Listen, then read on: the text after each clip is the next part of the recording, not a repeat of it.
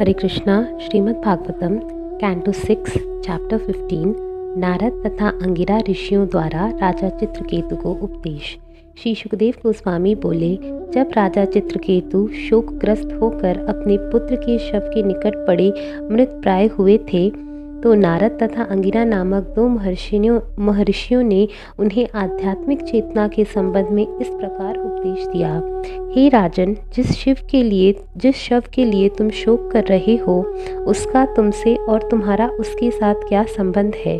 तुम कह सकते हो कि इस समय तुम पिता हो और वह पुत्र है, किंतु क्या तुम सोचते हो कि यह संबंध पहले भी था? क्या सचमुच अब भी यह संबंध है? क्या यह भविष्य में भी बना रहेगा? हे राजन, जिस प्रकार बालू के छोटे छोटे कण लहरों के वेग से कभी एक दूसरे के निकट आते हैं और कभी विलग हो जाते हैं, उसी प्रकार से देहधारी जीवात्माएं काल के वेग से कभी मिलती हैं तो कभी बिछुड़ जाती हैं। जब बीजों को धरती में बोया जाता है तो वे कभी तो उगते हैं और कभी नहीं उगते। कभी धरती उपजाऊ नहीं रहती, जिससे बीजों का बोना निरर्थक हो जाता है। इसी प्रकार परमात्मा की शक्ति से बाध्य होने पर भावी पिता को कभी संतान की प्राप्ति नहीं होती तो कभी गर्भ ही नहीं रहता। अतः मनुष्य को चाहिए कि वह माता पिता जैसे बनावटी संबंध के लिए शोक ना करे, क्योंकि अंततः इसका नियंत्रण परमेश्वर के हाथों में रहता है। हे राजन, तुम तथा हम अर्थात तुम्हारे परामर्दर्शिता पत्नियां एवं मंत्री और समस्त संपूर्ण जगत में इस समय जितने भी स्थावर जंगम प्राणी हैं, ये सभी क्षणभंगुर हैं। यह स्थिति ना तो हमारे जन्म के पूर्व थी और ना हमारी मृत्यु के पश्चात रहेगी। अतः इस समय हमारी स्थिति क्षणिक है, यद्यपि वह मिथ्या नहीं है। सबों के स्वामी तथा प्रत्येक वस्तु के मालिक पूर्ण पुरुषोत्तम भगवान निश्चय ही क्षणिक दृश्य जगत में तनिक भी रुचि नहीं रखते, तो भी जिस प्रकार समुद्र के किनारे पर बैठा हुआ बालक अनचाही किसी न किसी वस्तु घरौंदा को बनाता है, उसी प्रकार से भगवान प्रत्येक वस्तु को अपने वश में रखते हुए सृजन, पालन तथा संहार का कार्य करते रहते हैं। वे पिता से पुत्र उत्पन्न कराकर सृष्टि करते हैं, प्रजा के कल्याण हेतु सरकार या राजा नियुक्त करके पालन करते हैं तथा सर्प जैसे माध्यमों से संहार करते हैं। सृजन, पालन तथा संहार करता माध्यमों की कोई स्वतंत्र शक्ति नहीं होती, किंतु माया से सम्मोहन से वे अपने को कर्ता, पालक तथा संहारक मान बैठते हैं। हे राजन, जिस प्रकार एक बीज से दूसरा बीज उत्पन्न होता है, उसी प्रकार एक शरीर पिता के शरीर द्वारा अन्य माता के शरीर के माध्यम से एक तीसरा पुत्र का शरीर उत्पन्न होता है। जैसे भौतिक शरीर के तत्व नित्य है, वैसे ही इन भौतिक तत्वों से प्रकट होने वाली जीवात्मा भी नित्य है। राष्ट्रीयता तथा व्यक्तिगत सत्ता जैसे सामान्य तथा विशिष्ट विभाजन उन व्यक्तियों की कल्पनाएं हैं जो उन्नत ज्ञानी नहीं हैं। श्री सुखदेव गोस्वामी आगे बोले, नारद तथा अंगिरा द्वारा इस प्रकार समझाए बुझाए जाने पर राजा चित्रकेतु को ज्ञान के कारण आशा बंधी। राजा अपने हाथ से अपना मुरझाया मुखमंडल पोंछते हुए कहने लगे। राजा चित्रकेतु ने कहा, आप दोनों अपनी पहचान को छुपाए हुए अवधूत वेश में यहाँ आए हैं, किंतु मैं देख रहा हूँ कि सभी पुरुषों में आप दोनों परम ज्ञानवान हैं। आप सब कुछ जानते हैं, अतः समस्त महापुरुषों से भी आप महान हैं। श्री कृष्ण के सर्वाधिक प्रिय सेवक ब्राह्मण जन जो वैष्णव पद को प्राप्त हैं, कभी कभी अवधूतों जैसा वेश बना लेते हैं और हम जैसे भौतिकतावादियों को जो इंद्रिय तृप्ति में सदैव आसक्त रहते हैं, लाभ पहुँचाने एवं उनकी अविद्या दूर करने के लिए अपनी इच्छा अनुसार भूमंडल पर विचरण करते रहते हैं। हे महात्माओं, मैंने सुना है कि अविद्या से ग्रस्त मनुष्यों को ज्ञान का उपदेश देने के लिए भूमंडल भर में जो महापुरुष विचरण करते रहते हैं, उनमें सनत कुमार, नारद, श्रृभु, अंगिरा, देवल, असित, अपांतरात्मा, व्यासदेव, मार्कंडेय, गौतम, वशिष्ठ, भगवान परशुराम, कपिल, शुकदेव, दुर्वासा, याज्ञवल्क्य, जातुकर्ण तथा अरुणी हैं।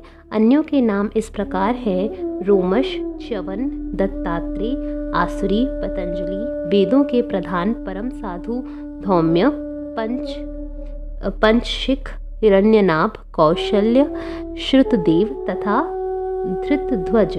आप अवश्य ही इनमें से हैं। चूँकि आप दोनों महापुरुष हैं, अतः मुझे वास्तविक ज्ञान देने में समर्थ हैं। मैं अविद्या के अहंकार में डूबा रहने के कारण शूकर अथवा कुकर जैसे ग्राम्य पशु के समान मूढ़ हूँ, अतः मुझे उबारने के लिए ज्ञान का दीपक प्रज्वलित करें।